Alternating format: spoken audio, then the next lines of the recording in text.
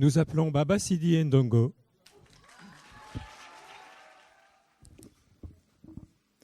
Émancipation. Émancipation. Mon discours ce soir sera axé sur la soi-disant émancipation vers laquelle notre monde se dirige. Très chers spectateurs, vous comme moi n'êtes pas indifférents face au progrès que l'humanité a pu accomplir. Nous sommes entrés dans une nouvelle ère, une ère stratosphérique, tellement stratosphérique que nos ancêtres, il y a quelques années, parlaient de science-fiction. En résumé, l'humain a su étendre sa présence sur la planète bleue et ne cesse de le faire. Dans les récits de fiction, on nous parle souvent d'un héros qui, après avoir traversé un tas de péripéties assez improbables, finit par sauver le monde, auréolé de gloire. Ce héros est-il nous ou vous? Correspond-il à tout le monde ici dans cette salle? Il a libéré les gentils, enfermé les méchants. Mais était-il seul pour accomplir ses exploits? A-t-il décidé seul de l'avenir de la galaxie? Non, certainement pas. Et nous, devons-nous affronter les défis du quotidien seuls? Je ne pense pas. Je m'explique. L'histoire, science étroitement liée à l'homme, a connu de nombreuses épreuves et réussites. Rappelons que si notre univers était un livre de 1000 pages, les premières cellules vivantes n'apparaîtraient qu'à la page 978. Pourtant, il est assez ironique ou malheureux de penser que, malgré notre existence tardive et insignifiante sur la ligne temporelle de l'existence de l'univers, l'histoire se répète maintes et maintes fois. Nous agissons comme si nous étions seuls, comme si rien ne nous avait précédés, comme si, après nous, rien ne pouvait exister. Nous sommes tous sidérés par l'actualité, moi le premier. Et je m'excuse d'emblée de le citer une fois de plus, mais lorsque le président Trump menace ouvertement d'annexer le Groenland, cela ne vous rappelle-t-il pas un grand fait historique du XXe siècle? Nous avons tous une sensation de déjà-vu, de déjà entendu, de déjà vécu. L'histoire, elle, ne sert-elle pas à se remémorer des erreurs commises par le passé afin de ne pas les répéter? Je vais vous dire, moi, pourquoi je pense que la dite émancipation n'est que faussée. Il y a en effet deux manières de sortir de l'ignorance, la solidarité ou le chacun pour soi. Tout est une question de choix.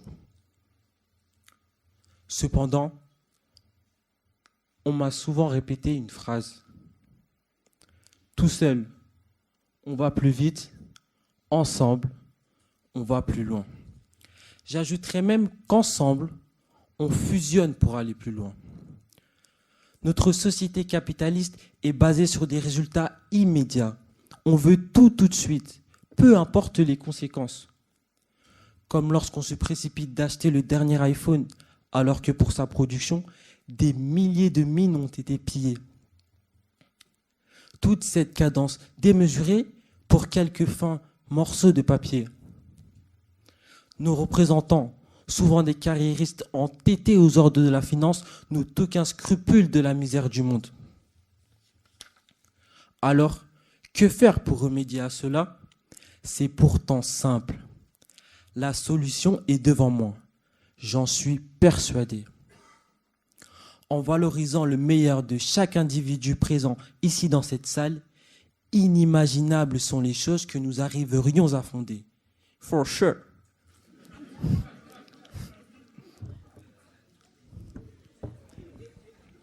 Pardon.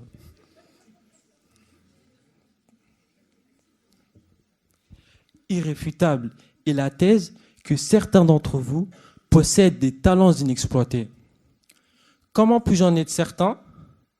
Parce que sans vous mentir, moi-même, il y a quelques mois, je n'aurais jamais cru d'avoir le courage de me présenter face à vous ce soir en défendant ma propre éloquence. Depuis des semaines, mes compétences d'expression sont mises à l'épreuve, mais sans mon entourage, je ne me trouverai probablement pas ici. Pensons à l'hellénisme d'Alexandre le Grand, un brassage de cultures pour tirer le meilleur de chacun d'entre nous. Nuançons tout de même, il n'était pas irréprochable, mais ambitieux. Mesdames et messieurs, avez-vous déjà entendu l'histoire d'un médecin chinois nommé Tu Yuhu? Ce médecin a tout au long de sa carrière préconisé d'utiliser la médecine traditionnelle chinoise. Une plante nommée artémisinine, utilisée depuis des siècles dans sa région, s'est avérée être efficace contre le paludisme. Malgré ses nombreuses publications sur le sujet, ce dernier ne sera reconnu et récompensé qu'en 2015 par le prix Nobel de médecine. Une victoire au goût des défaites, car quelques années auparavant, la malaria créait des ravages. Est-ce de l'arrogance ou du mépris de la part du monde occidental? Je vous laisse vous faire votre propre opinion. Pourquoi cet exemple? Car nous devons apprendre à nous faire confiance, malgré la distance et les différences culturelles qui nous séparent. Je le répète, notre force, c'est la force de tous, la puissance de l'altérité. Rallions nos savoirs et allons de l'avant, non vers cette spirale entêtée, fausse, dans laquelle on pense progresser, mais vers ces multiples étincelles de génie qui, ensemble, alimenteront la lumière qui servira à nous éclairer. Mesdames et messieurs, merci de m'avoir écouté. Très rapide.